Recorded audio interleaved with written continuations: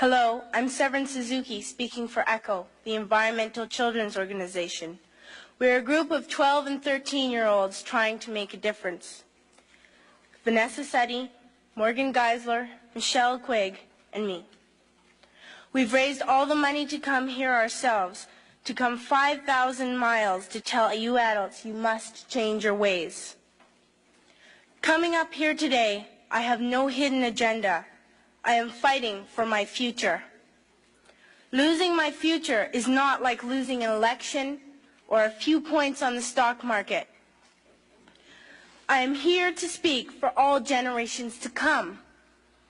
I am here to speak on behalf of the starving children around the world whose cries go unheard. I am here to speak for the countless animals dying across this planet because they have nowhere left to go. I am afraid to go out in the sun now because of the holes in our ozone. I am afraid to breathe the air because I don't know what chemicals are in it. I used to go fishing in Vancouver, my home, with my dad, until just a few years ago we found the fish full of cancers. And now we hear of animals and plants going extinct, every day vanishing forever.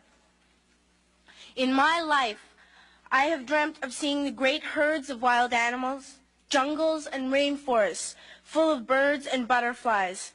But now I wonder if they will even exist for my children to see. Did you have to worry of these things when you were my age? All this is happening before our eyes, and yet we act as if we have all the time we want and all the solutions. I'm only a child, and I don't have all the solutions. But I want you to realize, neither do you. You don't know how to fix the holes in our ozone layer. You don't know how to bring the salmon back up in a dead stream. You don't know how to bring back an animal now extinct.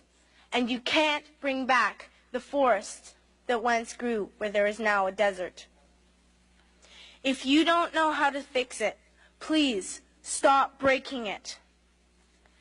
Here, you may be delegates of your government, business people, organizers, reporters, or politicians, but really, your mothers and fathers, sisters and brothers, aunts and uncles, and all of you are someone's child.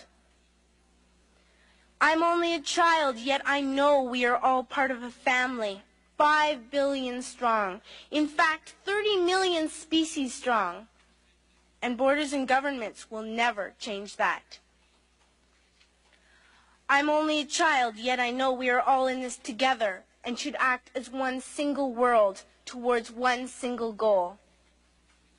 In my anger, I am not blind, and in my fear, I am not afraid of telling the world how I feel. In my country, we make so much waste. We buy and throw away, buy and throw away, buy and throw away, and yet northern countries will not share with the needy. Even when we have more than enough, we are afraid to share. We are afraid to let go of some of our wealth. In Canada, we live the privileged life, with plenty of food, water, and shelter. We have watches, bicycles, computers, and television sets. The list could go on for 2 days. 2 days ago, here in Brazil, we were shocked when we spent time with some children living on the streets. This is what one child told us. I wish I was rich. And if I were, I would give all the street children food, clothes, medicines, shelter, and love and affection. If a child on the streets who has nothing is willing to share, why are we who have everything still so greedy? I can't stop thinking that these are children my own age, that it makes a tremendous difference where you are born, that I could be one of those children living in the favelas of Rio. I could be a child starving in Somalia, or a victim of war in the Middle East, or a beggar in India. I am only a child, yet I know if all the money spent on war was spent on finding environmental answers, ending poverty, and finding treaties, what a wonderful place this earth would be. At school, even in kindergarten, you teach us how to behave in the world. You teach us not to fight with others, to work things out, to respect others, to clean up our mess, not to hurt other creatures, to share, not be greedy.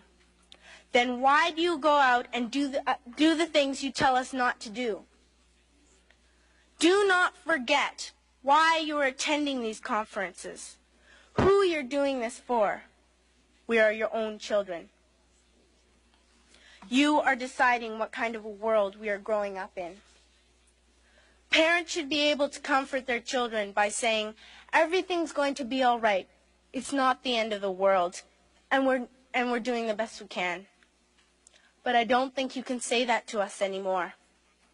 Are we even on your list of priorities? My dad always says, you are what you do, not what you say. Well, what you do makes me cry at night. You grown-ups say you love us, but I challenge you, please, make your actions reflect your words. Thank you.